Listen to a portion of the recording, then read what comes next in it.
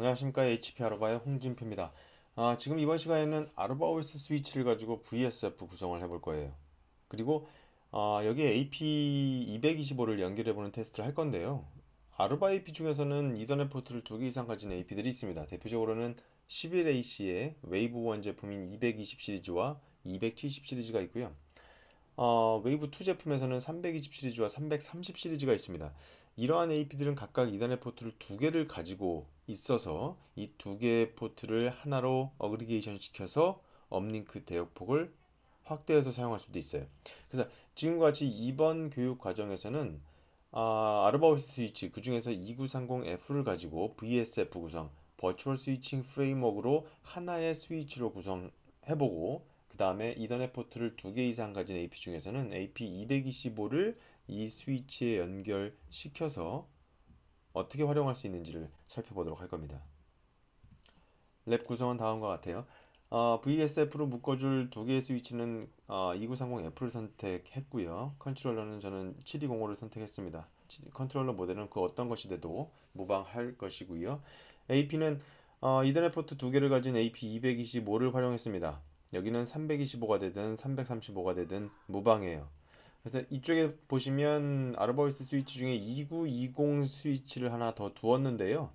뒤쪽에 가서 나오겠지만 이 버추얼 스위칭 프레임워크라고 하는 것을 통해서 이 2대의 스위치를 하나로 묶어버릴 때 이 링크, 이 버추얼 링크 자체에 페일이 발생하게 될 경우라면 실제 네트워크에 문제가 생길 수가 있습니다. 그래서 이렇게 링크가 VSF를 구성하기 위한 이 버추얼 링크 자체가 페일이 됐을 경우에 이것을 디텍팅하고 이것에 대한 대응을 하기 위한 방법이 LLDP MAD라고 하는 것이에요. 그래서 이 우측에도 써놨지만 2920 스위치는 MAD 디바이스 구성용으로 연결시켜 두었습니다. 물론 여러분들께서 이렇게 스위치 붙이신 다음에 이 하단 포트에 유선 사용자들 연결해서 구성할 수 있도록 스위치 세팅하셔도 전혀 문제 없죠. 예, 그래서 실제 사용하게 될 액세스 스위치 용도라고 보셔도 됩니다. 여러 대의 액세스 스위치 중에서 매드 디바이스용으로 하나를 선택한 걸로 보시면 될 것 같아요. 그래서 지금 이런 식으로 표시한 부분은 LACP로 다 구성할 부분입니다. AP도 그 다음에 컨트롤러도 그 다음에 매드 디바이스라고 하는 뭔가 이런 2920 스위치도 이 VSF 스위치에 연결될 때는 다 LACP 구성으로 연결될 거예요. 그래서 VLAN은 10번으로 다 19168 10점대역으로 사용을 했고요.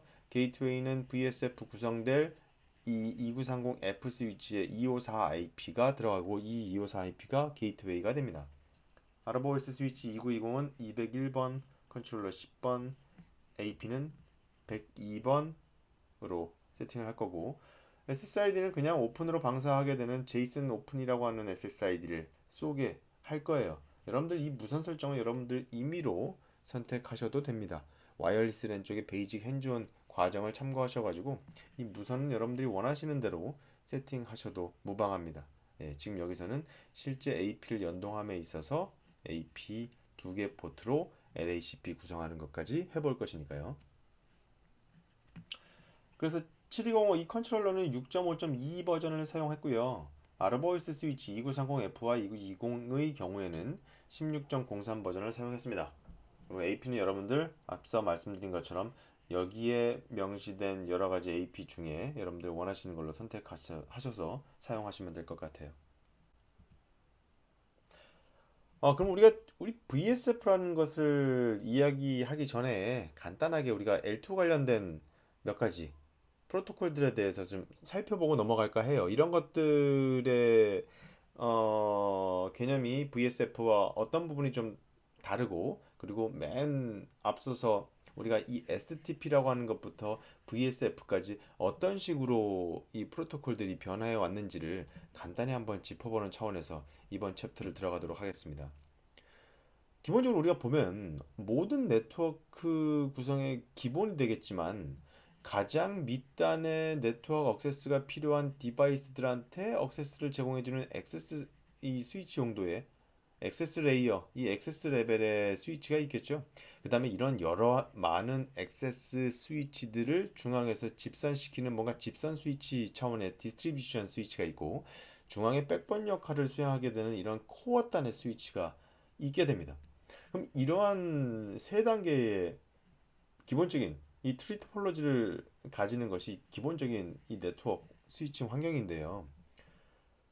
우리가 밑단에서 올라오는 액세스 스위치를 집산시키게 되는 이런 디스트리뷰트 스위치나 코어 스위치는 굉장히 중요하죠. 따라서 단일 스위치를 구성하는 것보다 분명히 리던던시가 많이 요구가 되고 있습니다. 따라서 이러한 코어 디스트리뷰션 이 레이어 입장에서 이 디바이스 레벨의 리던던시가 중요하다 보니까 다음과 같이 구성을 하게 됐죠.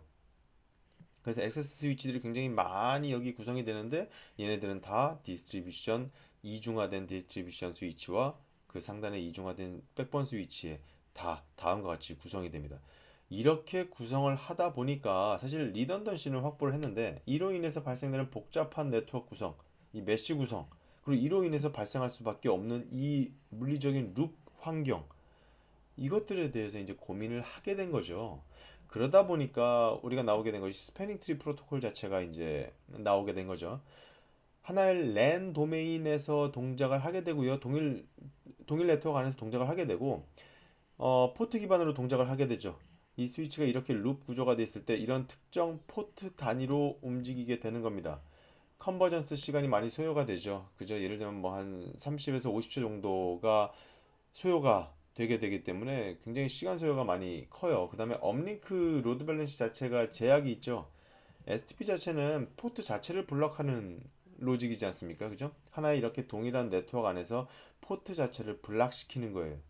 따라서 이 스위치 자체가 상단으로 두 개의 링크를 가지고 있지만 한쪽 링크 자체에 어떠한 트래픽도 포워딩 시키지 못하는 그야말로 로드 밸런싱이 되지 않는 하나의 링크만 액티브인 상태가 돼버리는 거죠.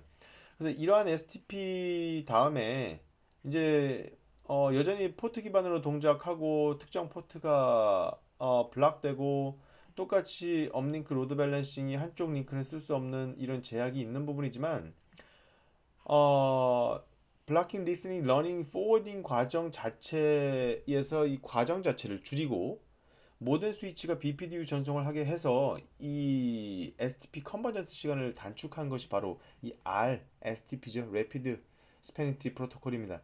이것은 이제 보통 뭐 한 20초 이하 정도 소요가 되죠. 대부분은 최근에는 뭐 10초 이하로 다 컨버전스 타임이 만들어지는데요. 여전히 얘도 수초가 소요가 됩니다. 그런데 지금 같은 경우라면 사실 이 STP와 RSTP는 하나의 랜 도메인 안에서 동작을 하기 때문에 여러 개의 VLAN이 있다라고 하는 경우라면 이것들을 PVST, Per VLAN Spanning Tree라고 하는 것을 통해서 VLAN 단위로 STP를 동작시켰어요. 이게 뭐냐면 앞서서는 VLAN이 여러 개 만약에 생긴다 하더라도 STP를 사용하게 되면 특정 링크 자체가 블락이 돼버리게 되죠. per VLAN으로 하게 되면 VLAN 단위로 STP가 동작합니다. 따라서 특정 10번 VLAN, 20번 VLAN, 20번 VLAN의 액티브는 이쪽으로 돌리고 10번 VLAN에 해당되는 액티브는 이쪽으로 돌리고 그래서 각각의 VLAN별로 스패닝 트리가 따로 돌기 때문에 VLAN 단위로 양쪽의 업링크를 다 사용할 수 있게 됩니다. 그래서 이 VLAN을 구별함으로 인해서 이 VLAN별로 스패닝 트리를 동작시킴으로 인해서 업링크 라인을 둘 다 사용할 수가 있게 되는 거죠. 하지만 얘도 마찬가지로 스패닝 트리이기 때문에 컨버전스 타임이 똑같이 소모가 되고요. VLAN별로 스패닝 트리가 돌기 때문에 네트워크에서 VLAN이 굉장히 많아지는 이런 환경에서는 뭐 예를 들면 디스트리뷰션이나 코어 단위는 굉장히 VLAN이 많죠. 따라서 VLAN이 굉장히 많다는 것은 그만큼 똑같은 수의 STP가 돈다라고 하는 것이기 때문에 하드웨어 퍼포먼스상의 부하가 발생을 합니다. 이 퍼 VLAN 스패닝 트리 역시도 컨버전스 타임이 굉장히 많아지기 때문에 래피드 퍼 VLAN 스패닝 트리 자체가 이 프로토콜이 나오게 된 거죠. 이거는 이제 RSTP와 PVST의 기능, 좋은 기능들을 합쳐놓은 것으로 보시면 될 것 같아요. 그래서 이 VLAN별로 업링크 모두 다 사용할 수 있게끔 하는 부분, 래피드 스패닝 트리 차원에서 컨버전스 타임을 줄일 수 있는 부분, 하지만 얘도 마찬가지로 per VLAN 단위로 스패닝 트리가 돌기 때문에 VLAN이 많아질수록 하드웨어 부하는 여전히 발생합니다. 그래서 나온 부분이 멀티플 스패닝 트리 프로토콜이죠. 이 부분은 무엇이냐면 스패닝 트리가 VLAN별로 돈다고 그랬습니다. 스패닝 트리가 하나의 인스턴트, 여기 보시면 MSP 같은 경우에 인스턴트 단위 스패닝 트리가 동작한다라고 돼 있죠. 인스턴트 단위. PVST 같은 경우라면 VLAN 단위로 스패닝 트리가 동작합니다. 여기서 스패닝 트리는 똑같은 인스턴트 단위로 스패닝 트리가 동작하지만 PVST에서 얘기하는 인스턴트는 VLAN 개별 VLAN이 돼요. 그래서 똑같이 스패닝 트리가 인스턴트 별로 돌아가지만 PVST에서는 이 VLAN 자체가 하나의 인스턴트다라는 것. 하지만 멀티플 스패닝 트리 프로토콜에서는 똑같이 인스턴트별 하나의 스패닝 트리가 동작하는데 하나의 인스턴트 안에 여러 개의 VLAN을 할당시켜 놓는다는 겁니다. 따라서 한쪽 링크 쪽에 이 인스턴트의 VLAN 10번부터 뭐 30번까지, 이쪽 두 번째 인스턴트의 VLAN 100번부터 200번까지 이런 식으로 하나의 인스턴트 여러 개의 VLAN을 할당을 해놓기 때문에 퍼 VLAN 스패닝 트리에 대비해서 똑같은 수의 VLAN이 굉장히 많이 있다 하더라도 훨씬 더 적은 STP가 돌아가게 돼요. 그래서 이 부분이 어떻게 보면 하드웨어 성능에 부하를 줬었던 MSP 이전의 그 스패닝 트리 프로토콜에 비해서는 훨씬 더 개선된 효과를 가져오게 됐죠. 이 MSTP도 RSTP와 같은 고속 컨버전스를 지원을 하고요. 얘도 마찬가지로 우리가 퍼 VLAN 스패닝 트리에서 VLAN별로 이 스패닝 트리를 별도로 돌려서 액티브로 다 링크를 사용할 수 있는 것과 똑같이 얘도 마찬가지로 인스턴트별로 스패닝 트리가 돌기 때문에 업링크 두 개를 다 사용을 할 수 있습니다. 따라서 여러분들이 지금 앞에서 보시다시피 STP부터 MSTP까지 이것들은 다 이렇게 물리적으로 룹이 구성되는, 룹이 발생이 되는 이 네트워크 환경에서 L2 차원에서 이 룹에 대응을 한 겁니다. 이 룹 구조에서 특정 하나의 이 포트 자체를, 그게 실제 물리적인 포트든 VLAN 단위든 블락을 시켜서 룹 구조를 깨버리도록 한 것이 바로 이러한 스패닝 트리 프로토콜이 되겠죠. 그래서 하지만 MSTP에서 보면 이런 식으로 이제 퍼 VLAN 스패닝 트리보다 훨씬 더 적은 스패닝 트리가 돌게 했고 룹도 방지시켰고 또 업링크별로 서로 다른 VLAN 트래픽들, 이 인스턴트가 다른 인스턴트로 분기시켰기 때문에 이 링크 두 개 링크 자체의 로드 밸런싱 효과도 있다라고 할 수 있지만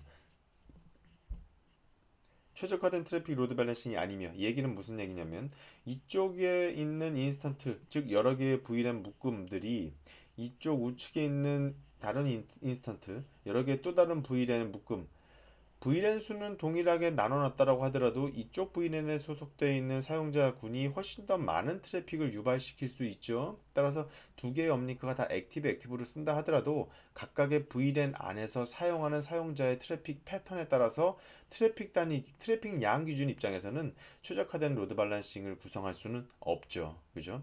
따라서 이런 부분들, 그리고 MSTP나 RPVST의 링크 페일 리커버리는 속도 개선이 굉장히 많이 되긴 했지만 여전히 민감한 어플리케이션을 이 구동시키기, 끊김없이 구동시키기 위해서는 이 수초가 소요되는 래피드 스패닝 트리는 여전히 그 컨버전스 타임이 너무 길죠.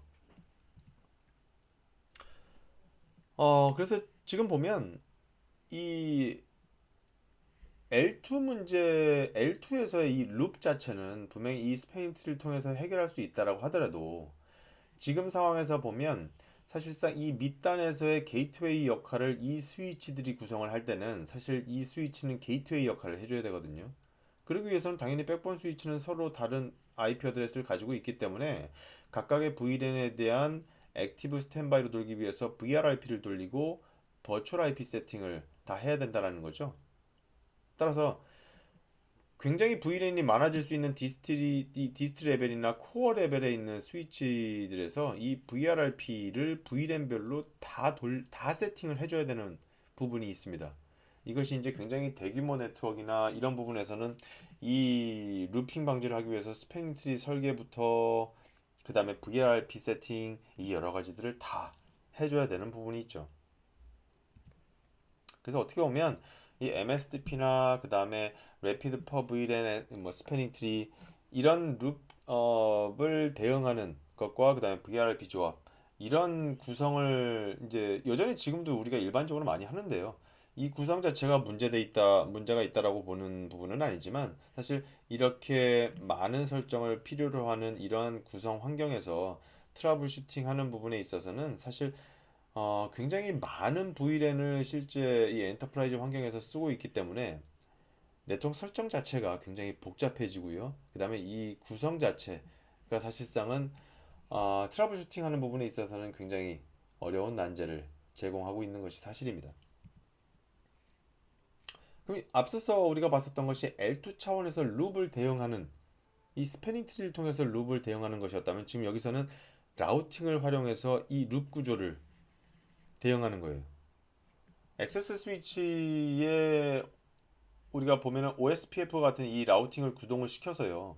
이 상단의 디스트 레벨, 코어 레벨에 해당되는 스위치와 이 물리적인 룹이 발생이 됐음에도 불구하고 이 L2 룹을 제거하고 L3로 구성을 하는 겁니다. 그래서 라우팅을 통해서 매트릭 값을 통해서 하든 이 여러 가지 그 라우팅 프로토콜별로 그 경로를 결정하는 우선순위 결정하는 방식이 있죠. 그래서 그 경로 선택 방식을 통해서 이 L2 룹을 제거하는 것이 이제 라우팅인데 이 경우에는 이제 사실상 액세스 레이어까지 이 고가의 스위치가 왜냐면 L3 라우팅을 구동시키기 위한 피처가 들어가 있어야 되기 때문에요. 액세스 스위치조차 라우팅을 지원하는 고가의 스위치가 필요하게 된다라고 하는 문제가 있습니다. 그러면 앞에서 우리가 물리적으로 발생되는 이 룹에 대해서 L2 레벨, L3 레벨로 이 대응하는 것에 대해서 간단히 봤는데요. 또 다른 구성 방식입니다. 지금 여기서 보시는 부분은 Distributed Link Aggregation인데요. 여러분들 링크 어그리게이션 이 부분이 뭐죠? 일반적으로 동일 스위치 안에서 두 개의 포트를 가지고 링크 어그리게이션을 묶는 것이 일반적인데 지금 여기서는 디스트리뷰티드 링크 어그리게이션은 동일 스위치가 아니에요. 두 개 스위치에서 각각 스위치의 포트들을 가지고 링크 어그리게이션 그룹을 생성하는 겁니다. 이것은 벤더별로 이 기능을 지칭하는 용어가 이제 다음과 같이 조금씩 다들 상이한 부분인데요. 사실 뒤에서 한번 보면 L2룹을 가지고 구성하는 이 여러 개의 VRAM 묶음을 가지고 있는 개별 인스턴트 단위로 스패닝 트리가 돌게 되는 이 MSTP 구성, L2 구성이죠. 그다음 이쪽에서 보시면 이 디스트리뷰티드 링크 어그리게이션을 통해서 구성하는 거예요. 이 부분을 보면 이 두 개의 스위치가 개별적으로 있지만 각각의 인터페이스를 가지고 하단에 있는 액세스 스위치와 링크 어그리게이션을 맺는 겁니다. 여기 부분에선 분명히 물리적으로 이 스위치와 이 스위치가 두 개의 포트로 링크 어그리게이션을 맺는 게 아니고요. 얘는 하나지만 얘는 두 개예요. 그리고 얘는 각각 자기의 고유한 IP 어드레스도 다 있습니다. 서로 다른 스위치지만 서로 다른 매니지먼트 플레인을 가지고 있는 컨트롤 플레인을 서로 각자 가지고 있는 독립된 스위치지만 링크 어그리게이션을 같이 할 수 있도록 지원해 준 거거든요. 따라서 이 경우도 하단에서의 게이트웨이 역할을 하기 위해서 이 윗단의 스위치들은 VRRP 구성을 돌릴 수밖에 없죠. VLAN 수에 맞게끔. 그래서 이 경우는 링크 페일리어 리커버리 타임이 스패닝 트리와 비교할 수 없을 정도로 굉장히 빠르죠. 왜냐면 얘는 링크 어그리게이션을 구성을 한 거기 때문에 이 상황에서는 50ms, 60ms 수준으로 STP 대비해서 굉장히 빠릅니다. 따라서 굉장히 민감한 어플리케이션을 구동시키기에 이런 가용성 측면에서는 훨씬 용이할 수 있죠. 그래서 이 링크 어그리게이션 입장에서 하나의 포트로 묶어놓은 것이기 때문에 하나의 포트 채널처럼 얘는 실제 로드 밸런싱 자체가 우리가 앞서서 봤었던 VLAN별로 각각 링크를 활용해서 각각의 VLAN별로 얼마만큼의 서로 다른 트래픽 사용량을 보이게 되면 트래픽량 기준에서는 효과적으로 분배할 수는 없었어요. 하지만 지금 이 상황에서는 하나의 포트처럼 쓰는 링크 어그리게이션이기 때문에 일단은 굉장히 이 로드 밸런싱 효과에 있어서는 훨씬 효과적이죠. 하지만 여전히 지금 이 구성조차도 이 디스트리뷰티드 링크 어그리게이션에서도 각각의 스위치가 고유한 IP를 가지고 있는 구성이기 때문에 게이트웨이로 동작시키게 하기 위해선 VRIP를 VLAN별로 구성해 주어야 한다는 부분은 여전히 발생되는 부분입니다. 그럼 이번 장표에서는 우리가 앞서서 봤었던 부분이 이제 디스트리뷰티드 링크 어그리게이션에 대한 부분인데, 지금 여기에서 보는 부분은 제가 디바이스 어그리게이션이라고 이제 앞에 써두었습니다. 이제 버추얼 스위칭 프레임워크로 이제 VSF 구성을 할 건데요. 우리가 이 그림에서 보면 앞서서 봤었던 디스트리뷰티드 링크 어그리게이션과 지금 여기서 보는 VSF와 대충 링크 어그리게이션으로 묶는 거는 동일해 보여요. 여기서 보면 두 개 이상의 스위치를 하나의 논리적인 스위치로, 즉 앞서서 봤을 때는 디스트리뷰티드 링크 어그리게이션이 위에 상단의 스위치가 각자 고유한 자기의 IP를 가지고 개별적인 스위치로 동작하는 것과 달리 VSF로 구성하면 이 두 대의 스위치를 하나의 스위치로, 즉 논리적인 하나의 스위치로 구성한다는 것이 좀 다릅니다. 따라서 이 밑단에서 보면 이 액세스 스위치 입장에서 보면 상단으로 올라가는 업링크 링크를 하나의 포트인 것처럼 업링크 포트처럼 링크 어그리게이션 시키는, 즉 링크를 어그리게이션 시키는 것은 동일하고, 이 윗단에 있는 이 디바이스들, 스위치 장비 디바이스는 앞선 디스트리뷰티드 링크 어그리게이션에서는 개별적으로 움직였죠. 이것을 마치 하나의 스위치인 것처럼 디바이스 어그리게이션을 시킨다라는 겁니다. 따라서 VSF 하나의 가상 버추얼 셋으로 구성하는 경우라면 이 밑단에 있는 스위치 입장에서 봤을 때는 올라가는 업링크 링크도 어그리게이션 됐고, 상단에 연결될 스위치도 하나의 디바이스로 어그리게이션 된 것으로 보실 수가 있어요. 따라서 지금처럼 이 VSF로 두 개의 스위치를 연결할 경우에는 마치 우리가 그 스태킹 구성할 때, 하드웨어 스태킹 구성할 때 스태킹 포트 모듈을 별도 연결해서 거기 이제 스태킹 케이블을 통해서 우리 피지컬 백플레인을 구성했잖아요. 그것처럼 이 VSF로 구성할 때도 버추얼 백플레인을 구성해 줘야 됩니다. 그걸 위해서 이 VSF 스위치는 각각의 스위치 포트를 통해서 별도의 링크를 구성해 줘야 돼요.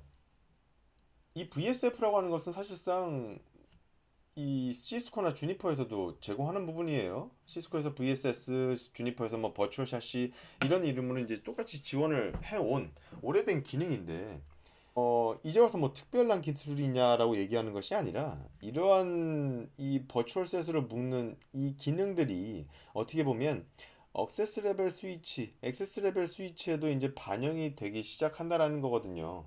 지금 2930F 같은 것은 실제 밑단에 액세스 레이어로 사용하게 될 수 있는 스위치들인데, 그러면 이 액세스 레이어, 즉 밑단에 바로 네트워크 액세스를 요구하고 있는 많은 엣지단 디바이스를 묶게 되는 이 액세스 스위치로서 2930F가 구성이 된다면, 아니 왜 액세스 레이어에 이런 기능들이 요구가 되지? 라는 것을 생각해 볼 수가 있거든요. 대표적인 케이스가 이 하단의 네트워크 연결을 필요로 하는 엣지단 디바이스들이 AP, 액세스 포인트일 경우입니다. 우리가 지금 이번 교육 과정을 통해서 다룰 것이 이 VSF로 구성되는 스위치에 AP를 연결하는 거거든요. 따라서 엣지단에 있는 이 디바이스도 이제 스위치 포트, 이 이더넷 포트를 두 개 이상 가지고 있어서 상단에 업링크를 두 개를 요구하게 되는 시대가 됐다라는 겁니다. 그래서 대표적인 베스트 케이스, 그 유스 케이스가 그 액세스 포인트를 연결하는 케이스인데요. 따라서 그러다 보니 이러한 니즈들이 발생이 되어 왔고, 따라서 이러한 버추얼 샷시, 그 다음에 이런 버추얼 셋, 버추얼 스위칭 프레임워크, 이러한 기능들이 액세스 레벨 스위치에까지 내려오게 된 것입니다.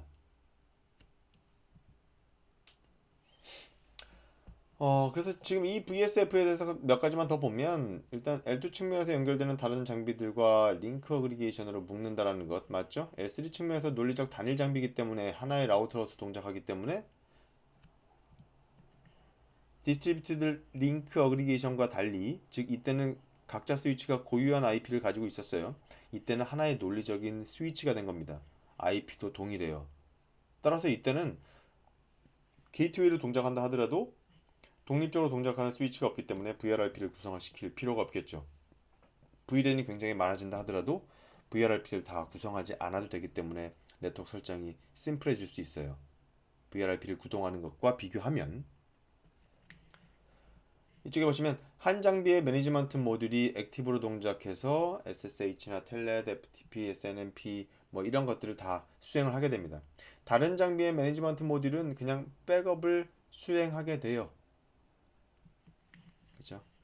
백플레인 스태킹의 경우 별도 스태킹 케이블과 모듈을 사용하는 반면에 VSF는 직접 가지고 있는 1G, 10G, 40G 포트를 그대로 인터링크 VSF 링크로 활용을 하게 됩니다. 그래서 앞서 살펴본 VSF와 디스트리뷰티드 링크 어그리게이션에 대해서 한번 살짝 비교를 해보겠습니다. 뭐 어느 한쪽이 더 좋다, 우수하다, 특별하다를 얘기하고자 하는 것이 아니라 어떤 좀 측면에서 좀 더 상이한 부분이 있는지를 좀 살펴보려고 해요. 사실 이 둘을 비교했을 때는 VSF가 좀 더 단순한 네트워크를 구성하기엔 용이합니다. 그 측면 자체가 사실상 두 개의 독립적인 스위치가 아니기 때문에 VRRP를 구성할 필요도 없고요. 그런 측면에서는 관리의 편의성, 두 대의 스위치를 각각 관리하는 것이 아니라 마치 한 대인 것처럼 관리하기 때문에 관리의 효율성도 굉장히 크다고 할 수 있죠.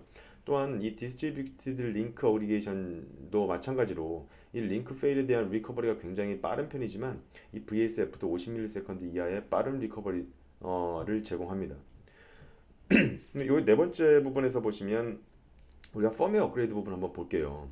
지금 이 VSF는 하나의 스위치로 관리되는 논리적인 단일 장비이기 때문에 그래서 이 두 개를 하더라도 하나의 단일 장비이기 때문에 펌웨어 업그레이드 과정에서 두 장비 동시에 업그레이드하고 동시에 리부팅 됩니다. 그러다 보니까 다운타임이 발생할 수밖에 없어요. 리부팅 되는 시간 동안. 따라서 어떠한 고객 입장에서 우리가 사용하는 어떤 코어 스위치 입장에서 얘의 가장 중요한 넘버원 우선순위는 무중단 운영이야 라고 한다면 업그레이드조차 무중단 운영을 보장할 수 있어야 돼. 이런 고객 입장에서라면 디스트리뷰티드 링크 어그리게이션을 사용해서 이렇게 펌웨어 업그레이드 하는 과정에서도 이런 다운타임이 발생하지 않게끔 사용하실 수가 있죠. 그래서 이런 측면에서 이런 코어의 우선순위 자체가 무중단 운영이라면 이럴 때 이제 디스트리뷰티드 링크 어그리게이션이 선호될 수 있습니다. 우리 아르바오스 스위치 중에 5400R의 경우에는요. 지금 이쪽에서 이제 우리가 2930F에 대해서 이야기한 부분이지만 5400R 즉 2930F보다 훨씬 상향 기종인 뭐 디스트로도 활용될 수 있고 무선 인프라의 코어로도 활용이 될 수 있을 만한 이 5400R의 경우에는 그래서 이런 다운타임이 발생할 수 있기 때문에 두 개의 멤버를 순차적으로 업그레이드를 진행하는 기능을 제공합니다. 그래서 이 펌웨어 업그레이드 과정에서 다운타임을 수초 내로 최소화시킬 수 있는 이 패스트 소프트웨어 업그레이드 방식 이 기능을 지원하기 때문에 2930F와 이 5400R은 이 부분에 있어서 조금 상이합니다. 그래서 이 내용도 참고적으로 알아두시면 좋을 것 같아요. 그러면 이제 실제 스위치에 VSF를 설정하는 부분을 한번 들여다보도록 할게요. VSF 관련된 용어들이 몇 가지가 이제 있는데요. VS 멤버 ID. 두 개 이상의 스위치를 연결하기 위해서 각각 개별적인 스위치를 멤버라고 부릅니다. 그 멤버에 할당해주는 ID 값에 해당되는 것이 이제 멤버 ID가 되고요.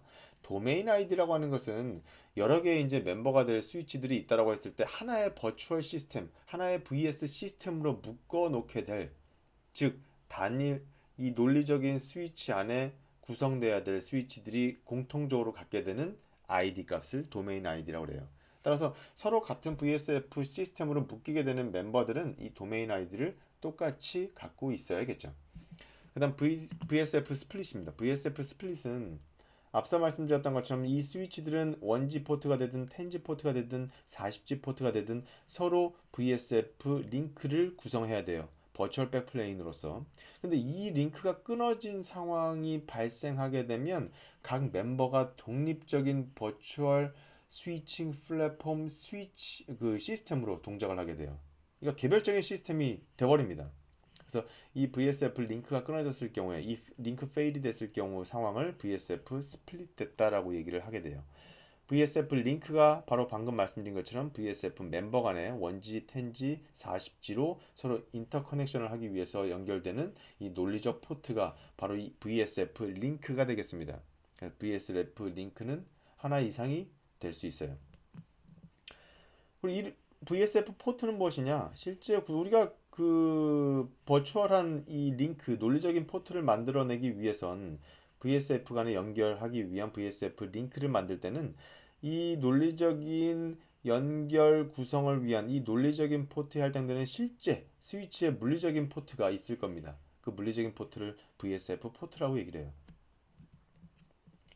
그리고 VSF 멤버 프라이어티, 이 부분은 뭐라 그럴까요? VSF는 두 대가 이제 하나의 논리적인 스위치로 동작을 할 때 이 매니지먼트 플레인, 컨트롤 플레인을 가지고 있을 멤버가 커맨더가 되고요.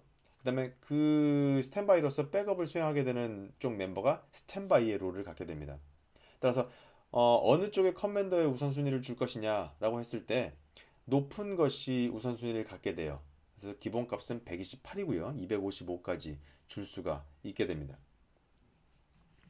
여기 한 가지 잠깐 써놨는데 낮은 값의 멤버가 이미 이 VSF 시스템 내에서 커맨더일 경우라면 더 높은 프라이어티를 가지고 있는 다른 멤버가 연결됐을 경우에 그럼 기존 커맨더를 무시하고 새로 붙는 것이 커맨더가 되느냐? 그렇진 않아요. 그래서 이 부분은 뒤에서 이 프라이어티 쪽에서 측면에서 다시 한번 다루도록 하겠습니다. 이어지는 관련 용어로 이제 매드 부분이 있는데 우리가 앞서서 여러분들 첫 번째 그 토폴로지 부분에서 보시면 2920 스위치를 매드 디바이스로 우리가 연결을 해놓은 걸 기억하실 겁니다. 이 매드는 멀티플 액티브 디텍션이라고 하는데 사실 아니 VSF 링크가 페일된 것을 감지한다라고 했는데 이 매드 이게 무슨 말일까?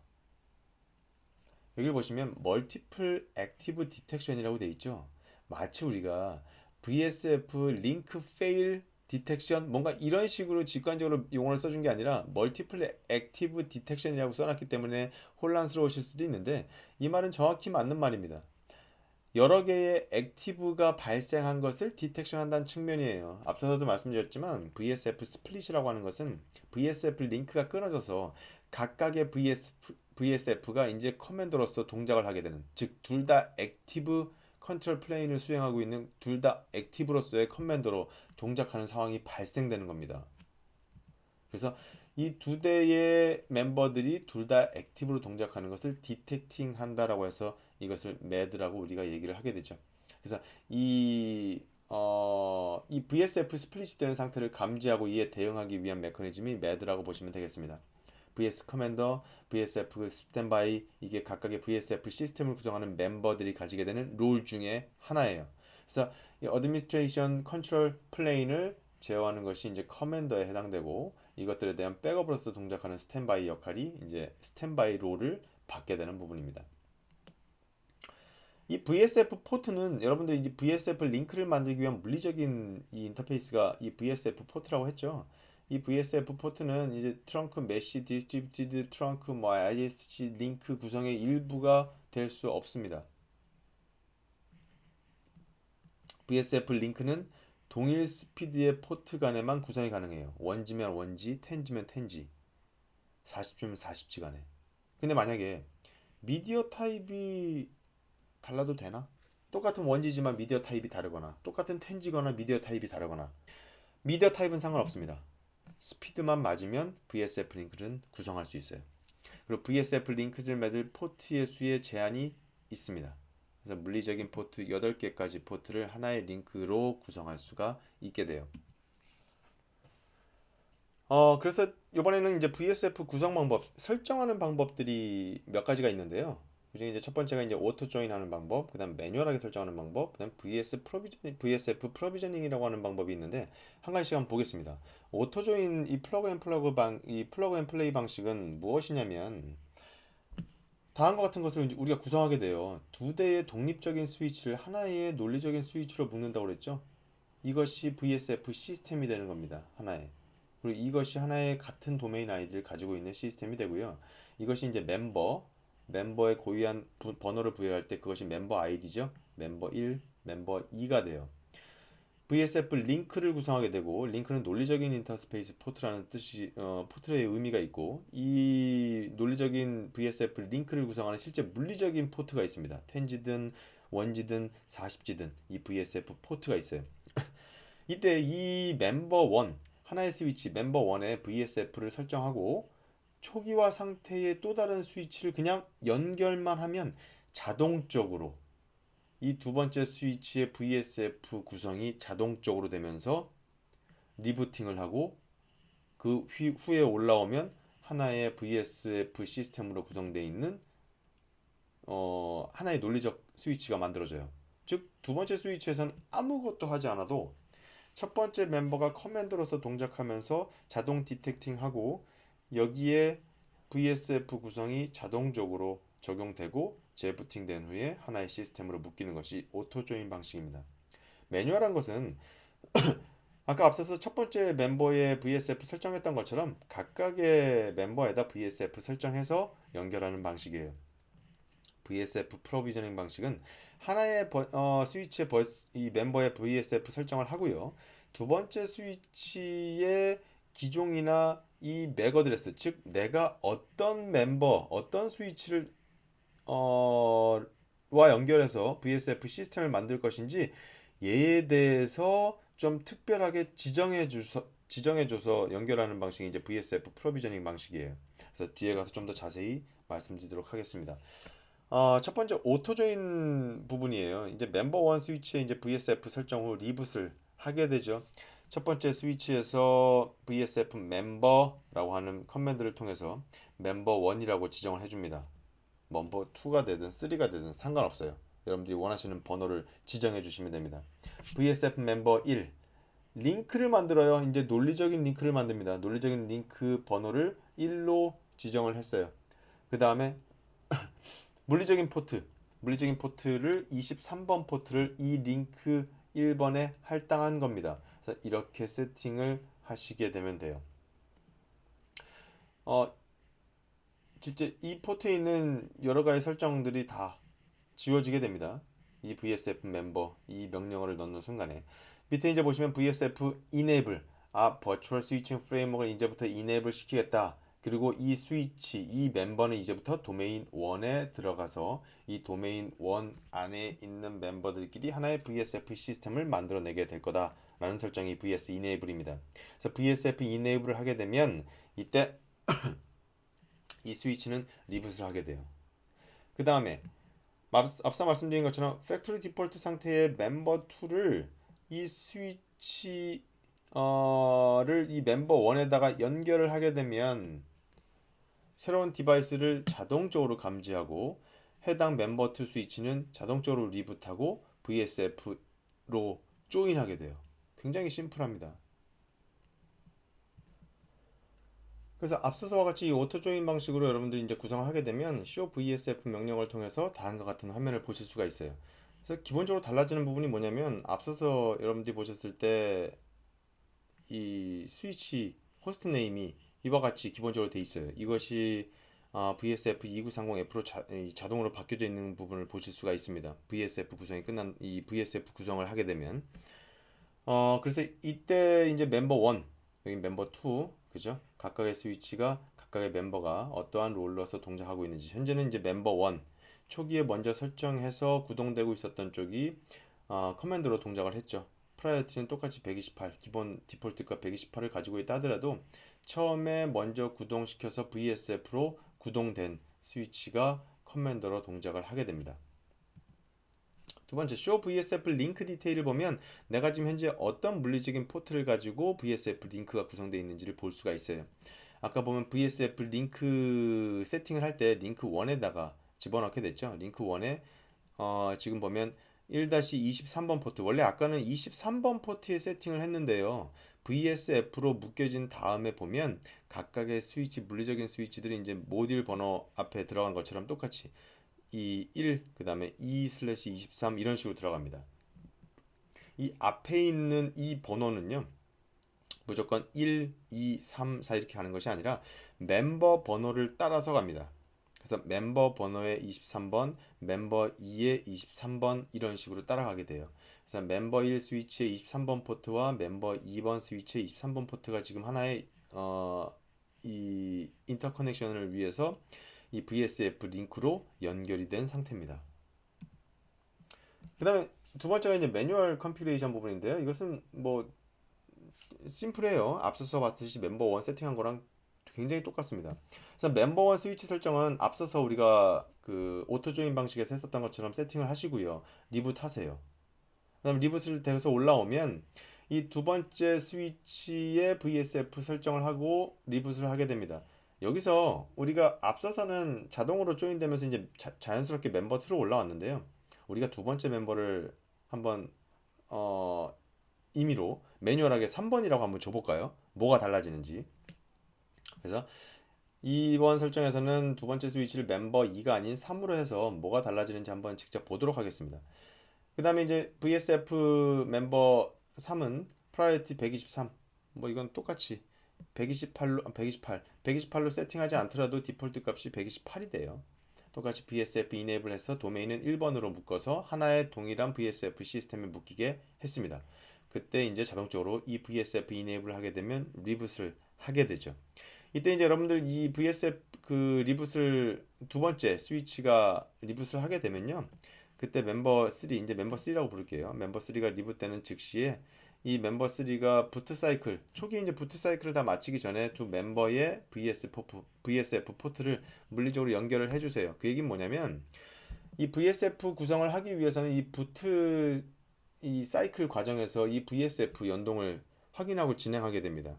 따라서 이 처음에 부팅되는 과정에서 이 부트 사이클이 끝나기 전에 처음에 이제 이 위에서 멤버 3 세팅을 하고 리붓을 하면 바로 이때 둘 간 스위치에 케이블을 연결시켜 주시면 되겠습니다. 그러면 이 멤버 3는 부팅 과정에서 올라오면서 피어의 VSF를 확인하게 되고 둘 간의 VSF 구성을 하게 돼서 이 멤버 3는 이제 내가 이 도메인 1에 해당되는 VSF 시스템에 조인해야겠구나 라고 알고 조인을 시작하게 됩니다.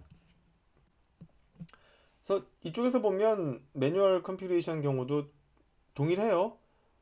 이 show VSF와 show VSF 링크 디테일 정보 정확히 일치합니다. 단지 여기에서는 우리가 확인한 부분이 멤버를 3으로 우리가 세팅했기 때문에 이 앞에 있는 번호 자체가 3으로 표시되는 부분입니다. 그래서 이 부분이 멤버의 아이디를 따라간다라고 하는 부분, 이것으로 여러분들이 이제 찾아보실 수가 있겠죠. 그래서 실제 여러분들이 이 VSF 시스템의 CLI에서 쇼 인터페이스를 보셔도요, 이 명령어를 보셔도 포트들이 쫙 나열될 때 1쭉, 2쭉 이게 아니라 1쭉 간 다음에 3/1부터 쭉 내려가게 됩니다. 그래서 포트도 실제 이런 식으로 보이게 된다는 것, 만들어지게 된다는 것, 여러분들이 아실 수가 있을 거예요.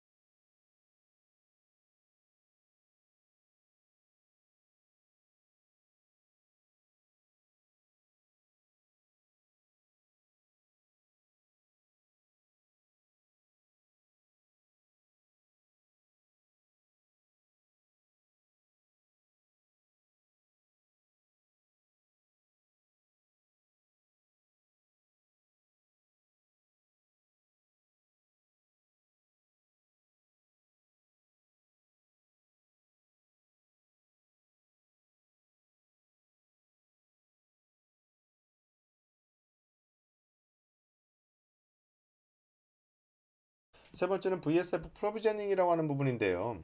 멤버 1을 세팅하는 것은 앞서서와 동일합니다. 똑같이 멤버 1을 세팅을 하고요.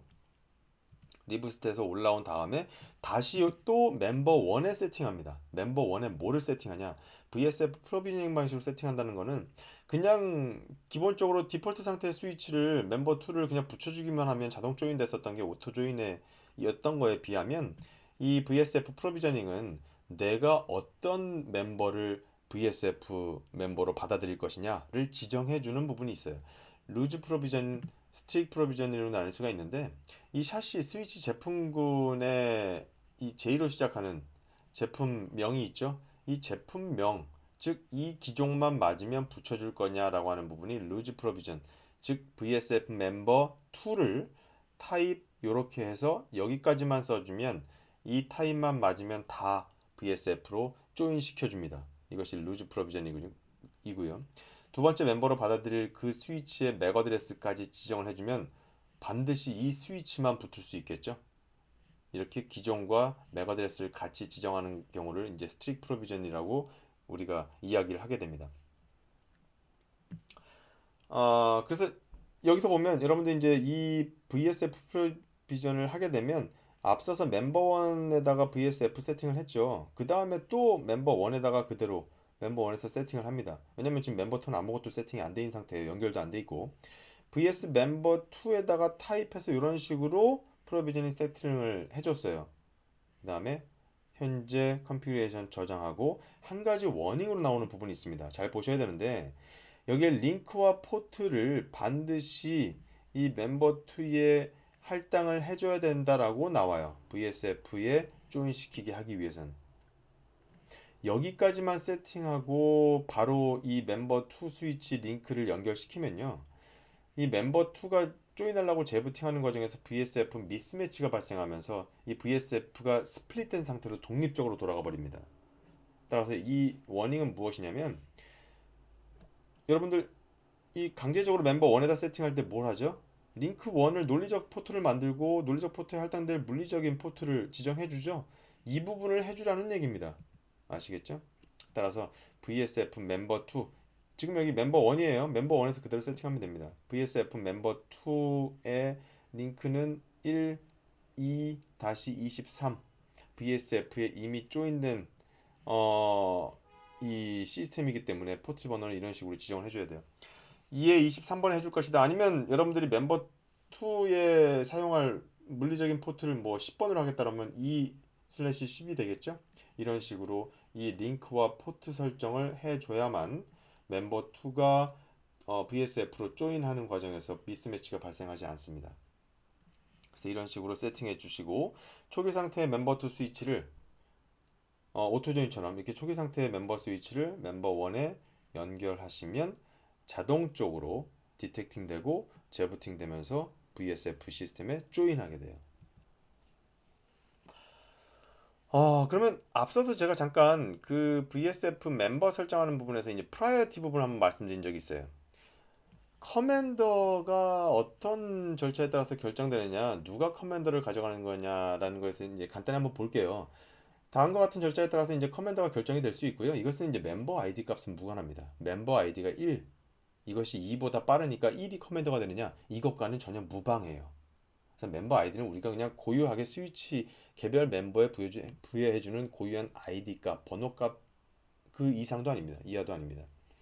첫 번째, 커런트 커맨더.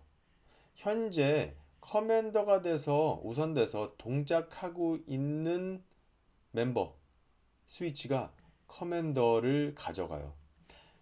다시 한번 볼게요. 현재 커맨더로 동작하고 있는 멤버가 있습니다.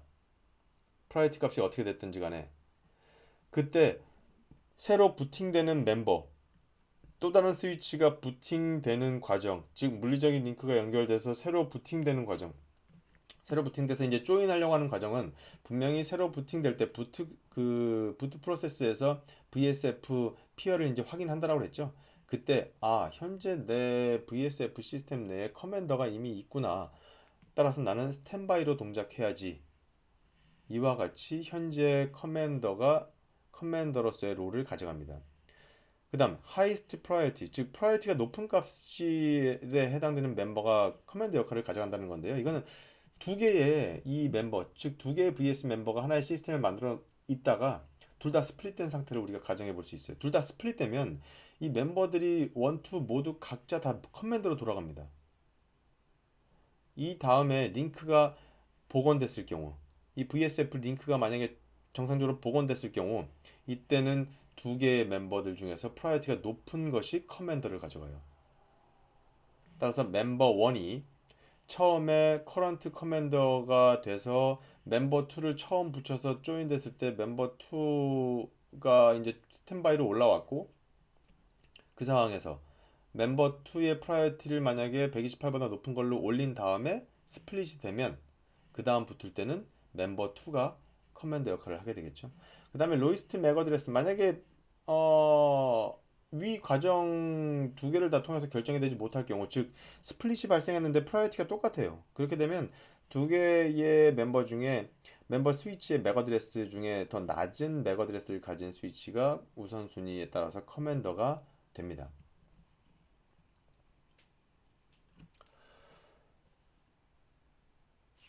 지금 여기서 보면 여기서 이제 VSF 링크에 추가 포트를 할당하는 것에 대해서 좀 볼 거예요. 지금 여기 보시면 우리가 앞서서는 보면 23번 포트만 이 링크에 포함을 시켰죠.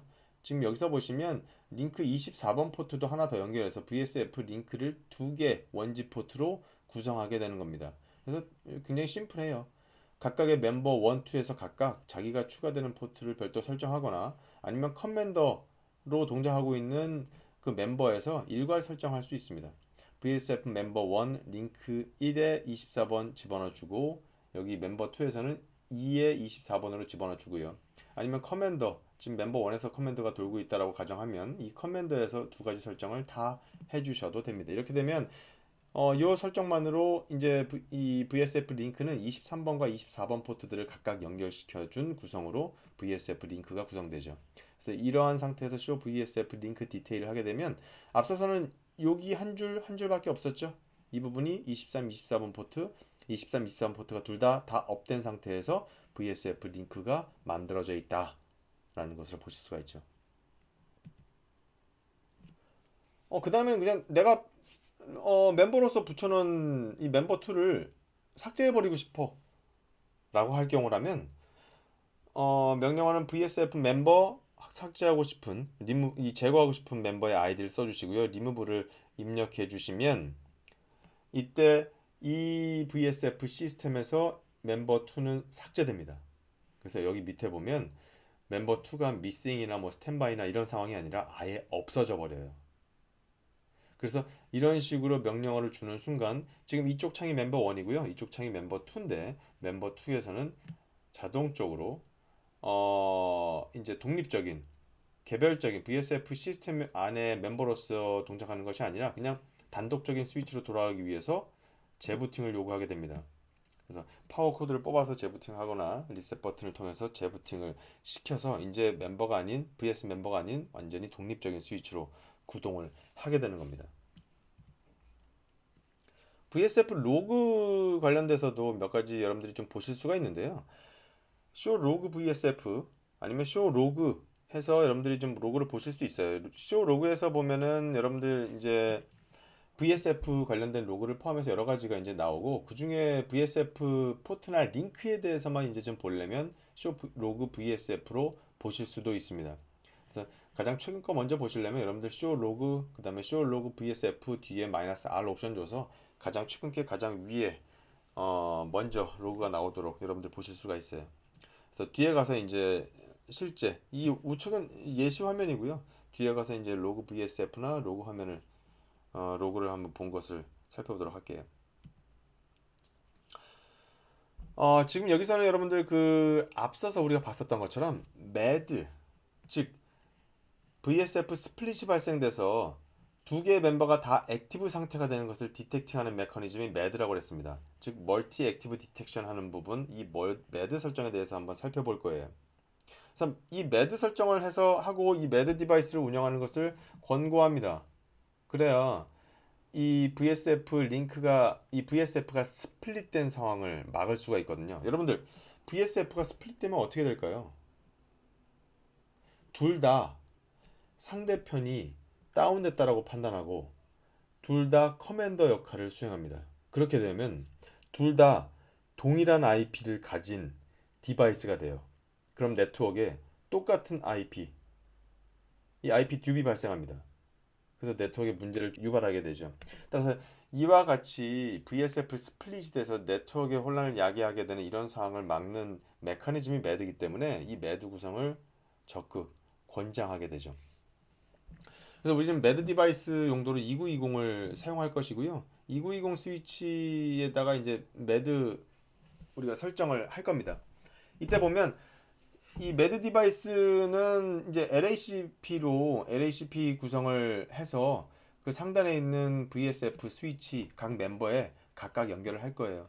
지금 이 스위치의 VLAN 10번으로 10.201 IP를 할당을 했고요. 1번과 2번 포트로 LACP를 묶어서 VLAN 10번에 태그드 포트로 TRK1을 할당을 해줬습니다. 그리고 디폴트 게이트웨이는 VSF 스위치를 보고 있고요. SNMP 서버 커뮤니티 퍼블릭 리스트릭티드는 지금 이것을 넣어주지 않아도 이것은 디폴트로 들어가 있는 부분이거든요. 이 매드가 LLDP 매드라는 게 돌아갈 때 이 VSF 이 2930F 스위치가 이 2920 매드 디바이스한테 SNMP 쿼리를 날려서 확인합니다. 그래서 이 2920 디바이스가 LLDP 프로토콜을 통해서 상단에 내가 어떤 다른 네이버랑 연결돼 있다라고 하는 정보를 요청을 해요. 그래서 그 SNMP 쿼리에 그 쿼리 동작을 하기 위해서 거기에 리스판스를 주기 위해서 이 커뮤니티 스트링 값이 필요한 부분입니다. 그래서 앞서선 것은 이 매드 디바이스로서 2920에 설정하는 것이라면 이 VSF 2930F의 이제 LACP 트렁크를 똑같이 설정하게 돼요.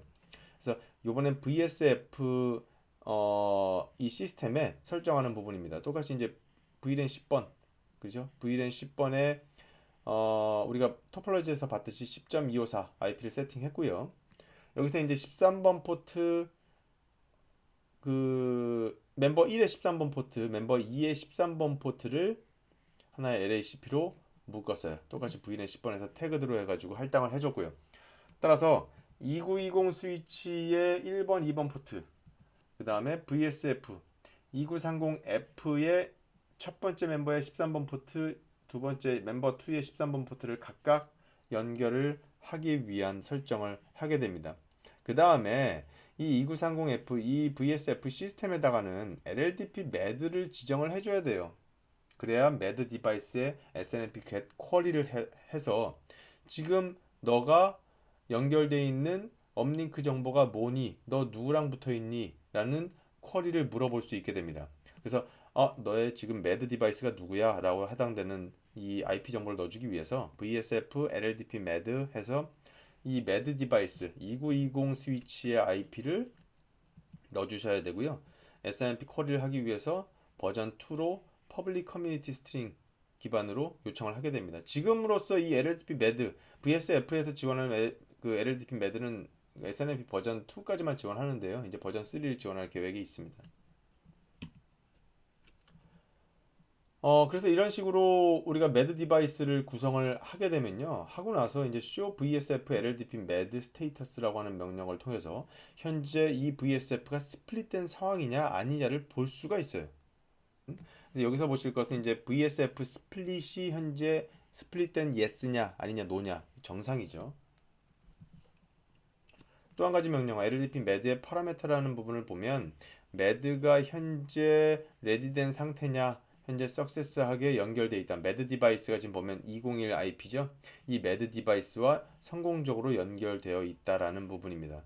그래서 이 매드 디바이스와 연결된 이 2930F, 이 VSF 스위치에는 13번 포트로 연결되어 있는 부분이고 각각의 1-13, 2-13이 2920 스위치, 10.201 스위치의 1번 포트, 2번 포트랑 연결되어 있죠. LACP. 이 링크 어그리게이션이 묶여 있다라는 거죠. 이 링크 어그리게이션 두 개의 링크가 다 살아있다라고 한다면 full, 한쪽만 살아있게 되면 partial 이런 식으로 여기 표기가 되기 때문에 이 정상적인 상황에 어떤 식으로 표시되는지를 보시면 되겠어요. 그래서 정상적인 상황은 VS 스플릿이 아니고 이 매드 디바이스도 정상적으로 석세스하게 연결돼 있고 이 두 개의 링크 어그리게이션 된 두 개의 링크도 다 풀 정상 상태로 표시되어 있다. 그러면 이번에는 VSF 링크가 페일된 상태를 한번 볼게요. 지금 멤버 1, 멤버 2 간에 연결되어 있었던 VSF 링크 1, 그 23번, 24번 포트에 연결되어 있었던 거를 서로 그 절체를 한 건데요.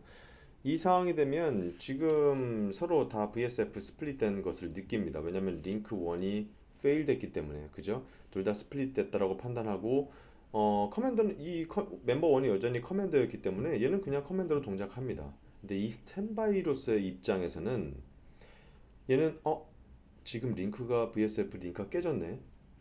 내가 커맨드로 동작을 해야지 라고 해서 이 멤버 2 자체가 커맨더가 돼버려요. 우리가 이 토폴로지에서 한번 보면 이 두 개의 스위치 각 멤버가 VSF 링크가 끊겼다고 이 멤버 2 자체가 똑같이 커맨드로 동작하면 10.254 IP를 얘도 갖고 이런 IP 듀ፕ 상태가 네트워크상에서 발생됩니다. 네트워크가 완전히 혼란스러워지겠죠, 그죠? 따라서 이것을 방지하기 위한 것이 이 매드, 그죠? 매드 메커니즘인데 지금 이 상황에서 이 링크가 끊겼으면 커맨더는 여전히 커맨더였기 때문에 커맨더로서 동작을 유지합니다. 이 스탠바이는 링크가 끊겼을 때 당연히 이 반대편에 있는 커맨더가 다운됐다고 판단하고 스탠바이였었던 롤을 커맨더로 전환하는 게 얘의 역할이에요. 근데 지금 매드 메커니즘이 돌기 때문에 첫 번째 확인을 해야 됩니다. 아, 커맨더가 정말 다운된 게 맞느냐? 아니면 요 링크만 페일된 것이냐를 찾기 위해서 이 스탠바이였었던 이 멤버 2는 SNMP get request를 매드 디바이스 역할을 하는 지금 2920 스위치 쪽에 보냅니다. 그러면 얘는 LLDP를 통해서 업링크로 이 링크 어그리게이션을 맺고 있는 이 업링크 상태 정보를 리스판스로 전달해줘요. 지금 보면 이쪽 원래 커맨더에 있었던 이 멤버 1에 1-1-23번 포트와 여전히 연결돼 있어. 그리고 이쪽도 연결돼 있어. 이 정보를 보내주죠. 누구한테? 지금 이 SNMP 리퀘스트는 10.254가 보냅니다. 얘도 10.254, 얘도 10.254예요. 만약에 그 리스판스 자체가 이쪽 멤버 1으로 갔다라고 하면 이 멤버 1은 이 스위치 멤버 1 스위치는 자기가 보낸 리퀘스트가 아니기 때문에 바로 드랍시킵니다. 무시해버린다는 거죠. 그럼 만약에 그런 상황에서 이 멤버 2는 자기가 SNMP get 리퀘스트를 보냈는데 리스판스가 1로 갔어요. 자기는 못 받았어요. 그럼 이것을 한 번 더 보내고 두 번 더 보냅니다. 즉, 세 번을 보내도 얘가 자기한테 답변을 주지 않으면 지금 이 VSF 시스템 내에서 내가 아닌 또 다른 누군가의 커맨더 역할을 하는 다른 멤버가 있구나라고 판단하고 이 멤버 2는 자기가 커맨더로서 동작을 하지 않게 됩니다. 근데 만약에 이 매드 디바이스로 동작하는 아르바 OS 스위치가 리스판스 자체를 이쪽 멤버 2한테 바로 잘 줬어요. 어떻게? 나는 지금 LLDP로 확인해 보니까 내 그 네이버 디바이스와 정상적으로 잘 연결이 돼 있어 라고 하는 정보를 얘가 받게 됩니다. 아, 지금 나와 VSF 링크는 끊겼지만 밑단에 있는 매드 디바이스는 여전히 멤버 1과 커넥션을 맺고 있는 상태구나.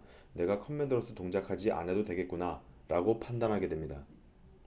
따라서 이 상태에서 얘가 이 매드 메커니즘을 통해서 자기가 액티브한 커맨더로서 동작하지 않아야 됐다라고 하는 것을 판단하게 되면 그때 얘는 커맨더로 동작하지 않음과 동시에 이 LLDP 링크로 맺어져 있었던 이 링크 자체가 다운되게 되죠.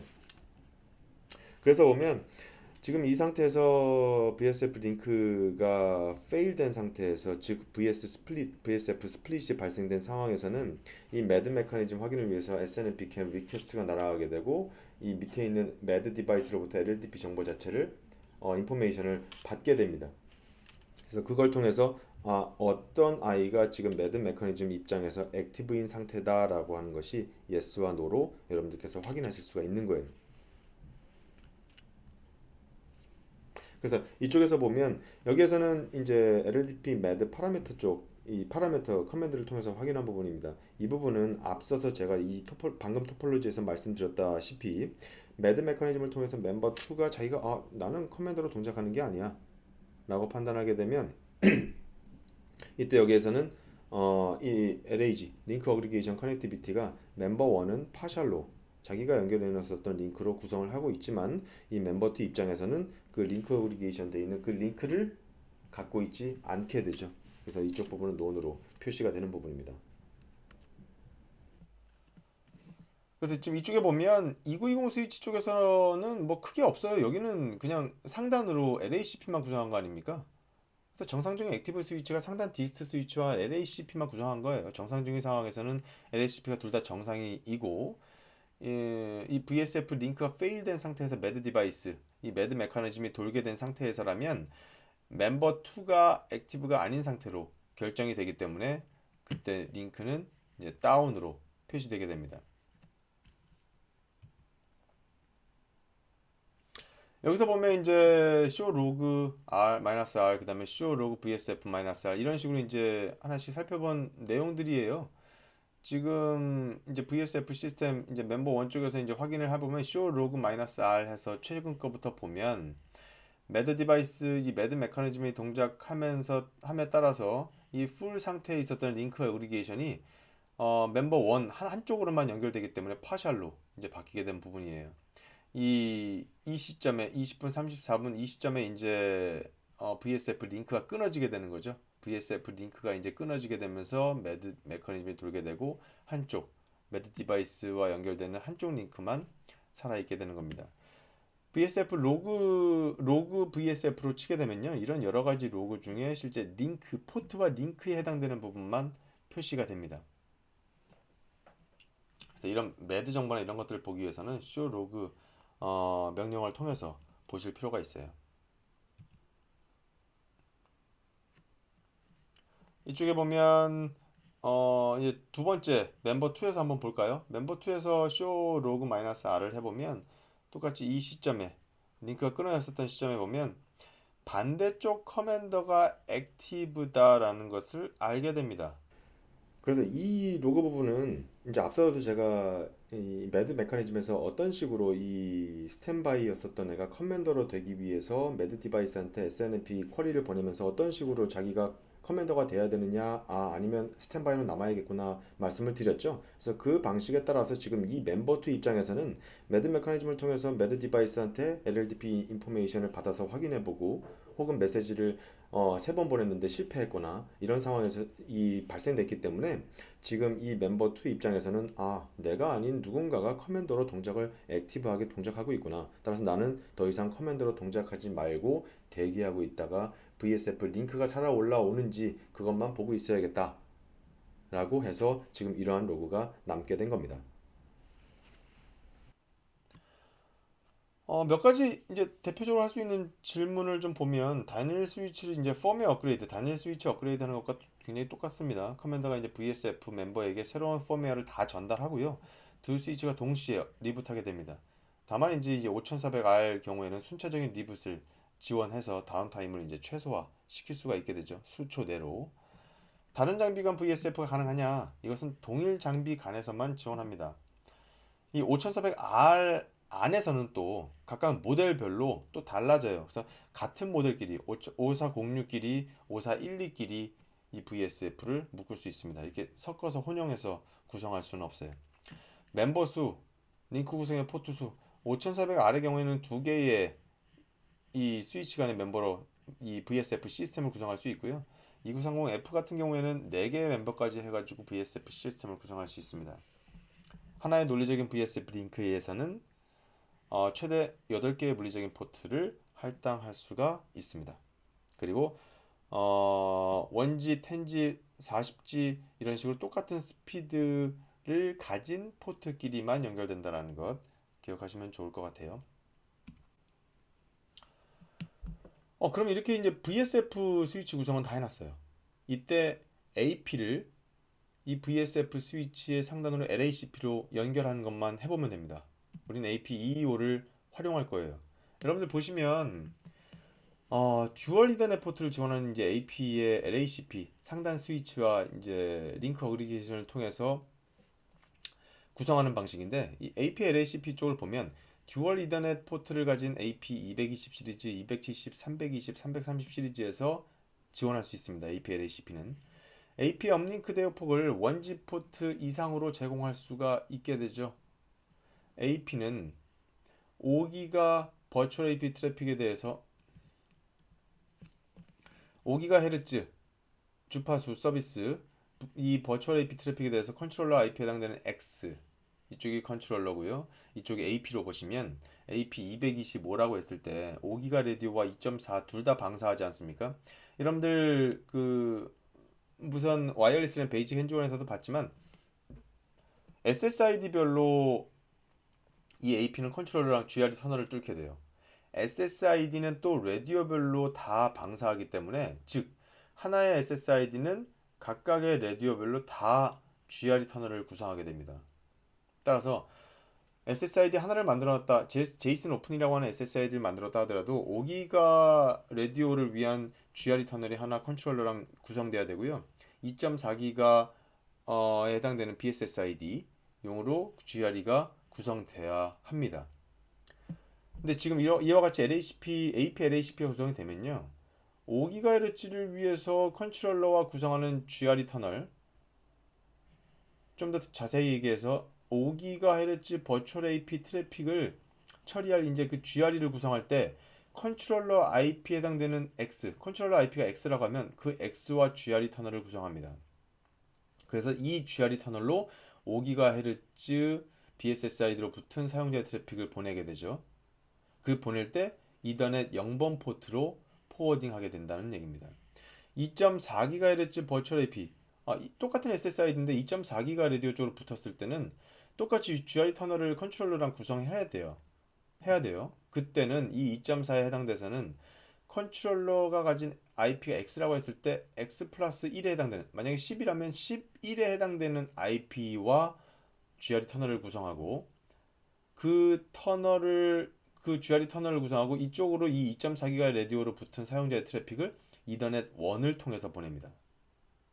따라서 이 두 개의 포트를 가지고 다 하나의 포트인 것처럼 링크 어그리게이션을 시켰을 때 5기가 라디오 사용자가 5기가로 붙은 사용자의 트래픽은 이더넷 0번으로, 2.4기가로 붙은 사용자의 트래픽은 이더넷 1번으로 포워딩 시키고, 또한 GRE 터널을 뚫을 때 이 AP는 자기가 가진 Y라고 하는 IP를 통해서 5기가용을 GRE를 위해서는 컨트롤러가 그냥 가진 IP 그대로, 그 다음에 2.4기가 트래픽 처리를 위한 GRE 터널 만들 때는 컨트롤러 IP 플러스 1한 데스티네이션 IP와 GRE 터널을 묶게 되는 겁니다. 그래서 이런 식의 기본 구성이 여기까지 얘기고요.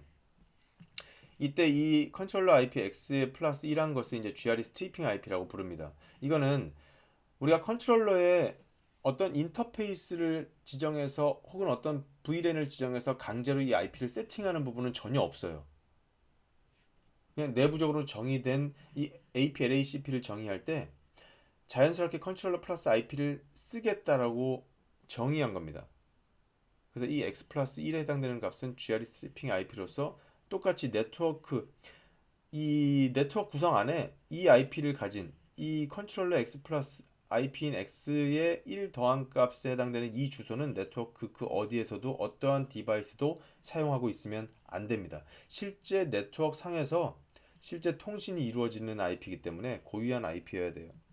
그리고 AP의 이더넷 그 원에 해당되는 이 이더넷 원에 해당되는 부분에 있어서 이 AP 와이어드 포트 프로파일을 보시면요, 이더넷 1을 사용할 것이기 때문에 셧다운이 안 돼 있어야 되고요.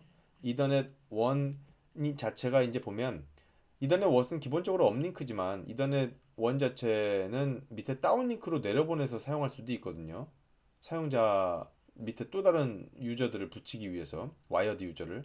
하지만 이것은 이제 똑같이 업링크로 써야 되기 때문에 이것을 와이어드 AP, 즉 밑단에 있는 와이어드 유저를 붙이기 위한 용도로 쓰지 마라. 그런 용도로 쓰는 것이 와이어드 AP 이네이블인데 이것을 디세이블 돼 있도록 해라라는 겁니다. 지금 이 두 가지 부분은 디폴트 세팅이기 때문에 사실상 알아만 두시면 되고 뭔가 설정을 바꾸실 부분은 없어요. 지금 여기 그림을 잘 기억을 한번 해보시고요. 220과 270인 경우에는 지금 5기가 버추얼 IP에 해당되는 이 GRE 터널은 컨트롤러 IP X와 터널을 구성해서 이쪽 ETH 0으로 트래픽을 보내고요. 2.4는 아까 말씀드린 것처럼 X 플러스 1 된 컨트롤러 IP와 GRE 터널을 구성해서 ETH 1번 포트로 포워딩 하게 됩니다. 대신 웨이브 2 AP 즉 320이나 330 이런 것들은 5GHz 트래픽만으로도 이제 1.7기가 접속 속도를 내기 때문에 1기가 이상의 트래픽 생성이 가능할 수 있는 상황이 돼요. 따라서 이러한 웨이브 2 AP인 경우라면 5GHz 서비스라는 BSSID를 위한 GRE 터널을 만들 때 이 IP 어드레스 X 쪽 이 5기가는 X에 해당되는 것만 GRE 터널을 만들어서 ETH 0으로 보냈지만 웨이브 2 AP인 경우에는 이 5기가에 해당돼서는 하나의 이더넷 0으로만 보내면 1기가를 또 초과할 수가 있기 때문에 5기가 해당해서는 ETH0과 ETH1을 다 쓰게 하기 위해서 X와도 GRE 터널을 맺고 X 플러스 1과도 터널링을 맺습니다. 그래서 이런 식으로 ETH0과 ETH1 모두로 트래픽을 포워딩 할 수 있도록 지원을 해요. 그리고 본 교재에서는 여러분들 토폴로지에서도 보셨지만 컨트롤러는 단일 컨트롤러로 테스트를 하거든요. 지금 목적이 컨트롤러 이중화가 아니라 AP LACP와 아르바이스 스위치 VSF 연동이기 때문에, 그래서 혹시나 이중화된 컨트롤러에서의 이 AP LACP 설정이 궁금하시면 하단에 있는 링크 주소에서 그 나와 있는 그 커맨드 명령어들을 참고하실 수 있겠습니다. 그러면 이제 이 AP LACP 설정을 하기 위해 실제적인 컨트롤러 설정을 한번 볼 거예요. 보면 이 AP 시스템 프로파일이라고 하는 것은 이제 여러분들 와이어리스 램 베이지 핸즈온에서 보셨다시피 AP는 모든 하나의 물리적인 AP는 AP 그룹에 들어가 있어야 되죠. 그래서 AP 현재 우리가 구동시킬 AP 둘들어가 들어가게 될 AP 그룹 이름이 AP 언더바 그룹 언더바 1이었고 그 안에서 사용되고 있는 AP 시스템 프로파일이 제 경우에는 AP 언더바 그룹 언더바 1로 이름 지어놨어요. 그래서 이 안에서 이 AP225가 붙어야 되는 컨트롤러, 그 LMS IP로 터널링을 맺어야 될 LMS IP 컨트롤러로 지금 현재 제가 갖고 있는 토폴로지에서의 컨트롤러 IP 10.11을 LMS IP로 지정했고요. 그 밑에 AP LACP 스트리핑 IP 프로파일을 하나 이 안에 정보를 넣어줘야 되는데요. 이 안에 들어와서 스트리핑 IP로 X 플러스 1 된 IP 값을 넣어줍니다. 인터페이스, VLAN 이런 곳에 넣어주는 것은 아니지만 이 APLACP 스트리핑 IP 프로파일 안에 넣어주게 돼요. 그리고 뒤에 LMS라고 해서 LMS IP 값을 넣어주게 되는데요. 이것이 무엇이냐면 여러분들 지금 컨트롤러에는 여러 개의 AP 그룹이 있을 수 있습니다. 그리고 각각의 AP는 서로 다른 AP 그룹에 들어가 있을 수 있어요. 어떤 AP 그룹에 있는 것들은 AP LACP를 할 거고 어떤 다른 AP 그룹에 또 있는 경우는 AP LACP를 안 할 건데 AP LACP 스트리핑 IP를 이렇게 세팅을 하게 되면 모든 AP 그룹에 있는 AP들의 다 스트리핑 IP가 적용이 됩니다. 따라서 여기에 LMS를 써주는 부분은 무엇이냐면 이유는 무엇이냐면 AP 그룹 이 AP 시스템 프로파일 안에 LMS IP로 이러한 IP 즉 스트리핑 IP가 이걸로 지정하고 뒤에 LMS라고 해서 10.11로 넣었을 때 이 얘기는 무슨 얘기냐면 AP 시스템 프로파일 안에 LMS IP로 요 IP를 가지고 있는 즉 요 IP를 가지고 있는 AP 그룹 안에 연결된 AP에만 이 스트리핑 IP를 적용시킬 수 있게 해라 라고 하는 뭔가의 이 비교 키값과 같아요. 아셨죠? 예, 그래서 그런 용도로 그래서 여기 LMS IP 이 부분을 땅 떼버리고 여기까지만 세팅하게 되면요 여러분들 그 컨트롤러에 붙어 있는 모든 AP들에 다 적용이 됩니다. 그래서 그런 부분을 그런 용도로 생각을 해주시면 될 것 같아요. 그래서 AP는 이런 식으로 이제 AP LACP 세팅이 구성이 되는 것이고요. 이것이 각각 2930F VSF 시스템으로 구성된 두 개의 멤버 스위치 연결돼야 되기 때문에 여기에 이제 이 LACP 설정을 했어요. 그래서 11번 포트를 각각 쓸 겁니다. 멤버 1에 11, 멤버 2에 11을 각각 쓸 거고 언택으로 해가지고 세팅을 해놨습니다. 여기는 참고로만 보세요. 지금은 여러분들 토폴로지에 보면 컨트롤러도 이 VSF의 LACP 구성을 통해서 연결시켜 놨거든요. 그래서 이 부분 여러분들 뭐 굳이 컨트롤러를 VSF 멤버 1, 2에 다 연결하지 않으시고 한쪽에만 연결하고 쓰셔도 전혀 무방해요. 그래서 혹시 이 부분은 참고로 컨트롤러가 스위치와 LACP 구성할 때는 어떻게 들어가느냐 그것만 보시면 됩니다. 일반적인 스위치 LACP 구성하는 것과 굉장히 유사해요. LACP 그룹 지정해서 포트 채널에서 이 VLAN 지정하고요. 트러스트 포트로 지정해주면 그게 전부입니다. 그래서 저는 VSF 시스템의 모듈 1번에 1번, 멤버 1번에 1 포트, 멤버 2에 1번 포트를 컨트롤러와 연결하기 위한 LACP로 구성했습니다. 그래서 이렇게 연결을 시켜 놓으면요.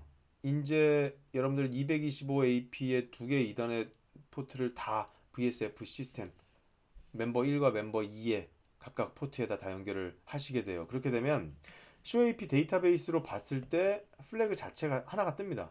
S라고 하는 플래그가 떠요. 이건 LHCP 스트리핑을 얘기하는 겁니다. 즉 이 AP는 두 개의 이더넷 포트에 다 상단에 연결돼서 LHCP로 구성된 AP구나. 앞에서 보시면 여러분들 요 그룹이 보이시죠?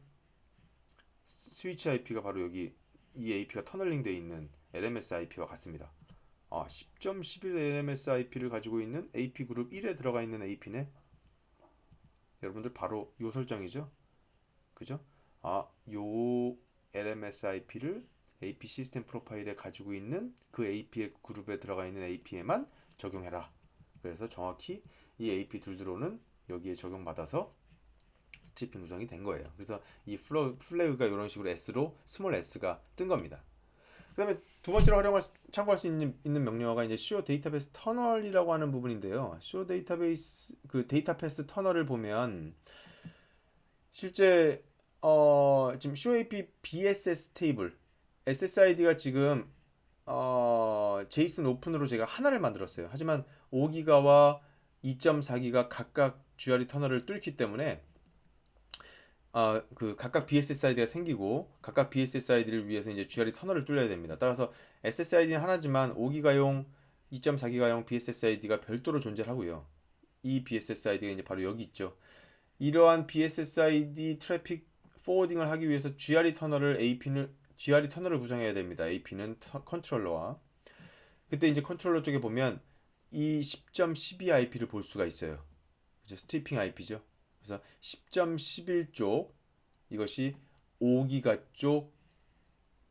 쪽과 터널링 구성하는 컨트롤러 IP 즉 X가 된다라는 거 기억하시죠? 그다음 이건 X 플러스 1입니다. X 플러스 1은 뭐죠? 2.4기가 해당되는 GRE 터널로부터 올라오는 트래픽을 처리하기 위한 이 GRE 터널을 구성하기 위한 AP 입장에서의 데스티네이션 IP X 플러스 1이 되는 거죠. 그래서 이런 식으로 터널 두 개에 대한 부분을 보실 수가 있습니다. 여기 있는 VLAN 100번은 유저한테 할당한 VLAN 버추얼 AP 프로파일에 들어있었던 부분이에요. 또 한 가지 여기서 보면 실제 트래픽 자체가 어느 쪽으로 포워딩 되고 있느냐 이 부분을 여러분들이 이제 보실 수가 있어요. 여기 보면 show AP debug LACP AP name 그 다음에 실제 JSON 언더바 AP 225 이게 제가 지금 부여한 AP의 이름이었고요. 이렇게 여러분들이 커맨드를 입력해 보시면 제가 5기가 단말을 접속했을 때입니다. 5기가 단말을 접속했을 때는 어떻게 되죠? 이더넷 0번 포트로 전달을 하게 되죠. 그래서 보면 이 트래픽 센트 쪽을 보면 라디오 0이 5기가입니다. 5기가로 올라온 트래픽은 지금 이더넷 0번으로 이만큼 가고 있어요. 이더넷 1번으로 가고 있지 않습니다. 이것이 이제 위로 올린 포워딩이고요. 위에서 내려오는 부분은 사실 지금 여기 경우에는 똑같이 밑에서 포워딩을 이더넷 0번으로 포워딩 시킨 것처럼 똑같이 이더넷 0번으로 내려오긴 했습니다만 이거는 상단에 있는 스위치가 LHCP 내려보낼 때 로드 밸런싱을 어떻게 하는지에 따라 가지고 한쪽으로 몰리거나 로드 밸런싱 되거나 할 수 있습니다. 그래서 이 부분은 지금 이쪽 오른쪽과 이제 비교를 하시면서 보고요. 여기서 이제 여러분들 보실 때는 실제 포워딩 할 때 올려보낼 때 어느 쪽으로 보내는지를 좀 보시면 됩니다. 그리고 똑같이 5기가 단말이 하나 연결된 상황에서 2.4기가 단말을 추가로 접속을 시켜본 거예요. 이때 연결을 해보면 이 포워딩 자체를 지금 여러분들 보시면 여기 5기가 쪽은 계속 올라가고 있고요. 이더넷 0번 쪽으로 계속 보내고 있고요. 라디오 1, 2.4기가죠. 2.4기가 쪽은 이더넷 0번을 보내는 게 아니라 이더넷 1번 쪽으로 데이터를 보내고 있는 거, 포워딩 시키고 있는 겁니다. 지금 상단의 LHCP, 이 상단의 스위치가 내려보내는 그 로드 밸런싱 차원에서 지금 한쪽으로 내려오고 있는 부분이기 때문에 이거는 상단에 따라서 다 달라집니다. 어느 쪽으로 분배가 될지는. 일단 포워딩 되는 부분에 있어서는 정확히 5기가나 2.4기가 각각 0번 이더넷, 1번 이더넷으로 각각 올라간다는 부분. 여러분들 이 명령어로 보실 수 있고요.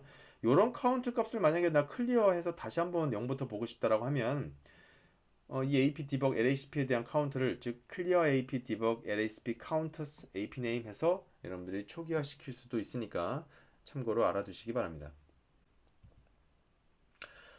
지금까지 여러분들이 이제 우리가 다뤄봤었던 스위치의 VSF 구성, 그리고 컨트롤러와 AP 입장에서의 AP LACP 설정. 그래서 두 개간이 연결했을 때 실제 트래픽이 어디로 올라가는지 앞서서 살펴봤어요. 여러분들은 지금 요 앞부분 내용들 교재 내용 참고하셔가지고 천천히 직접 한번 실습으로 옮겨보시기 바랍니다. 이번 교육은 여기까지였고요. 수고하셨습니다. 감사합니다.